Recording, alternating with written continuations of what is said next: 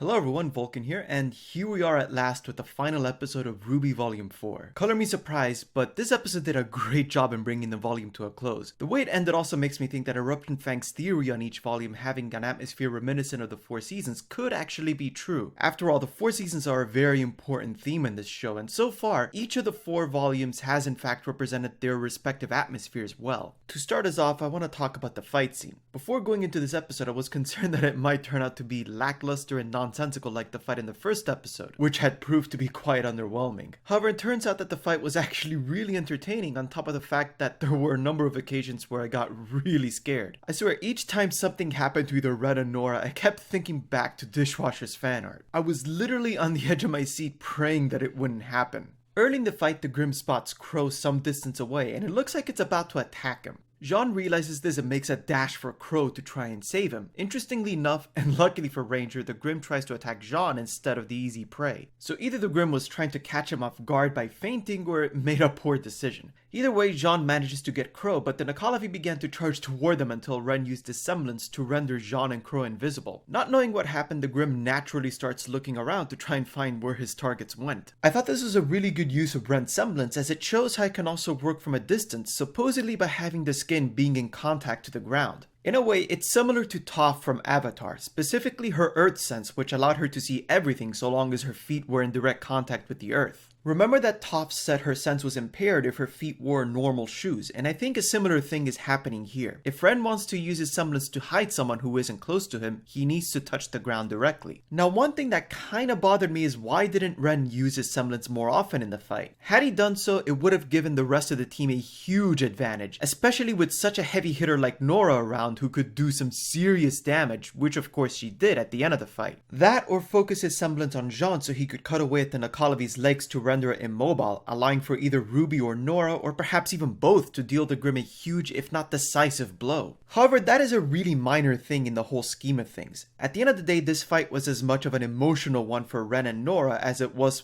one where they simply needed to win in order to survive. In this fight, we got to see how much of a change Ren and Nora have experienced since their portrayal in the flashback. In that regard, the fight definitely delivered. If there's one thing I'm also very pleased with, it's that our boy Jean has finally begun to show his true worth and how much he's grown as a fighter. This is possibly the first time where Jean didn't fight any less effectively than the others. If anything, I'd say he performed better than everyone else. At the very least, Jean stood out more to me as a fighter than everyone in this episode. He even stopped the Nikolavi's charge head on. That is impressive. On top of having greatly grown in skill, he also maintained a cool head and made sound strategies to work with, which is a big difference from episode 1 where he simply said hit it harder. That didn't make any sense to me at all. The idea of constantly circling the Grimm and fighting it from a distance was a good one. After all, the team consisted of 2 huntresses with good long-range weapons.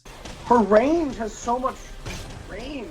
Who could fire at the Grimm to keep it occupied, giving Jean the chance to attack at its legs while it was distracted. What's more, Jean's weapon received an upgrade. When I saw that, I thought, oh shit, our boy's getting serious. Jean has grown so much. I am so proud of him. Jean has grown a lot as a fighter, and this fight scene proves it. Ever since Volume 1, I had absolute faith that the time would come where Jean would pull through, and I feel that this is just the beginning. But despite everyone's efforts, the Grimm still proved too strong. The initial strategy of circling the Grimm proved ineffective when he showed that he could spin his humanoid torso in a full circle. Ren eventually gets caught by the Grimm and is stuck on a wall. This is the first moment when I got scared that Ren's fate would be just like the fan art. Thankfully that didn't happen, but I got scared again when the second attack hit Nora as she tried to protect Ren. Luckily enough, the Grimm only caught Nora's hammer, and Ren got a perfect panty shot to boot. Much to Nora's pleasure, I might say. The Grimm then went ham on Nora, smashing her every which way until she ran out of aura. She'd have done better if she had let go of the hammer as soon as the Grimm started attacking. Ren went into a panicked frenzy at that moment, so much that Jean had to tell him to snap out of it. Of course, Ren couldn't hear him, as I imagine the only thought in his mind at that moment was that he couldn't let that monster take any more loved ones from him. This did him a lot more harm than good, of course. The last thing anyone should do in a fight is panic. This led to Ren also losing his aura, but despite that he still wanted to fight until Nora had to tackle him and hide him under a house. I wonder if that's the same house that they'd hid under in the flashback. Despite this, Ren still tried to go and fight, but was held back by Nora, who literally had to slap him to his senses. The most noteworthy part about the scene is the role reversal, which is something I really appreciated. In the flashbacks, it was Ren who encouraged the scared Nora to be brave and face their fear in the midst of all the carnage brought about by the Nakalavi. This time, Ren was the one who was scared and panicking and trying too hard to fight and protect everyone. On the other hand, Nora was the level-headed one who brought him to his senses and encouraged him. Ren then pulls out the knife his father had given him, which likely reminded him to be brave and not give in to fear. Once they came out of hiding, the team devised another strategy which proved very effective. While Ruby and Jean immobilized the Grimm's arms, Nora would be able to deal with the horse's head. This stopped the Grimm's movements entirely, or at least the movements of the horse section. With the Grimm immobilized, this gave Ren the chance to exact revenge for all he had lost to it. And with this fight over and both Ren and Nora still alive, I couldn't help but breathe a huge sigh of relief. In the end, Dishwasher's prediction did not come true.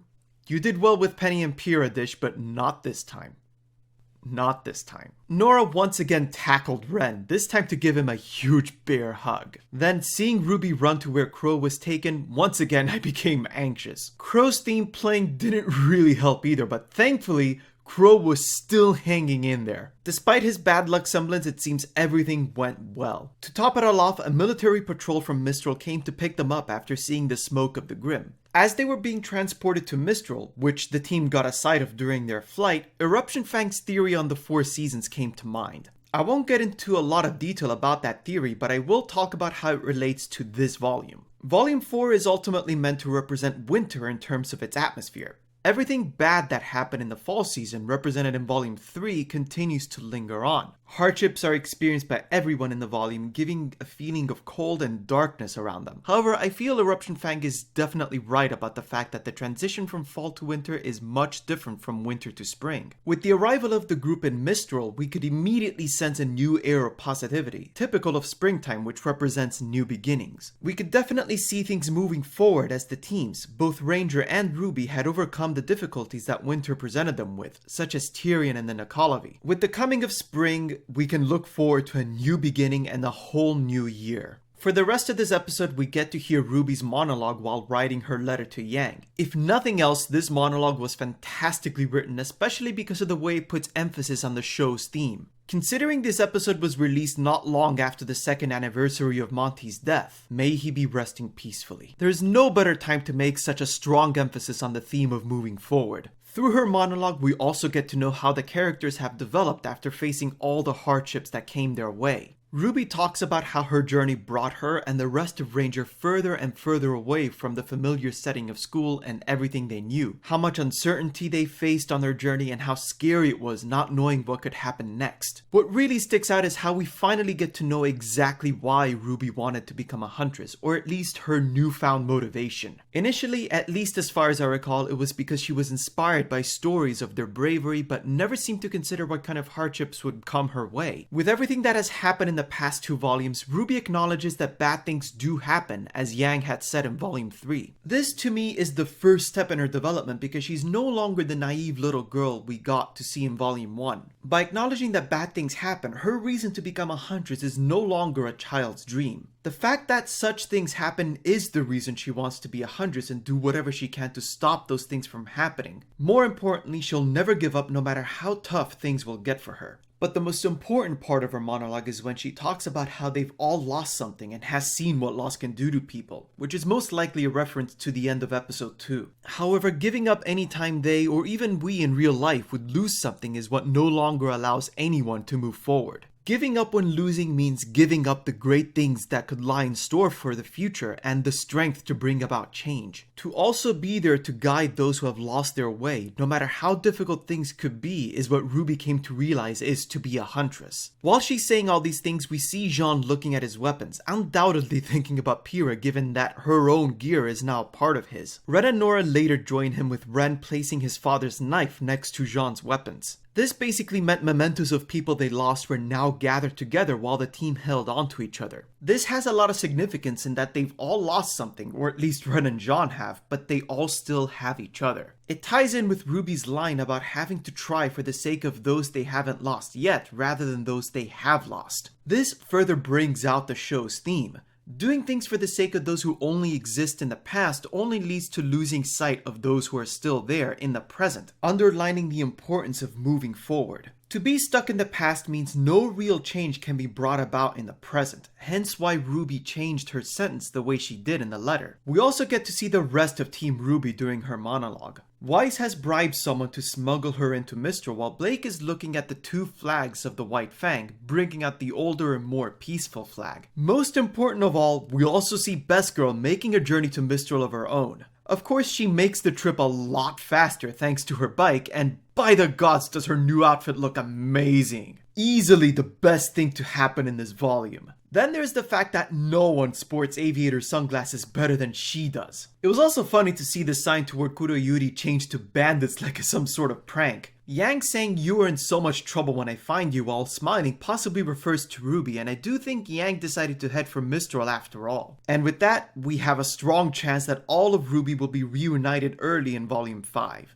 However, the episode ends on a darker note as we see evil Obi-Wan in a meeting with Professor Lionheart, who RWBY said Crow would take her to meet with. I remember people theorizing that evil Obi-Wan was the headmaster of Mistral himself, but as it turns out, he's someone else, but he is also apparently Salem's contact there. And with that, the credits roll and the volume comes to an end. But wait, there's more. We are given a post-credit scene where Crow is sitting at a bar, fully recovered as Oscar walks up behind him. Through this scene, we discover that Crow in fact knows about Ozpin's ability to transfer his consciousness to other people, as he understands who Oscar is when he asks for his cane back. With this, Volume 4 truly comes to a close, and overall, I'd say this was a great way to end things. While I won't give a general opinion on the volume just yet, I will say that despite the inconsistencies that happen, I definitely enjoyed this volume, even if not nearly as much as volumes 2 and 3. More info on that will be revealed in a future video. Hopefully you enjoyed this review and have also enjoyed all my other reviews throughout this volume. If anything, this was a great experience for me, and I'm really excited to bring more of this kind of content in the future. Seeing the number of responses I got, especially with the onset of the second half of the volume, was greatly pleasing, and I'm very, very happy at how much you guys appreciate my content. As I said in previous videos, while this volume has finished, I don't intend to put an end to my RWBY related content until volume 5 comes out. I do plan on making more theory videos in time, but with having to move to a new house, it's been difficult for me to focus on my channel as much as I want. On that note, I will say that I have found a new place to move to, which I strongly believe will give me a lot more freedom to work on my channel, so look forward to it. As usual, let me know your thoughts in the comment section below, like this video if you did, subscribe to my channel for more, and have a brilliant weekend.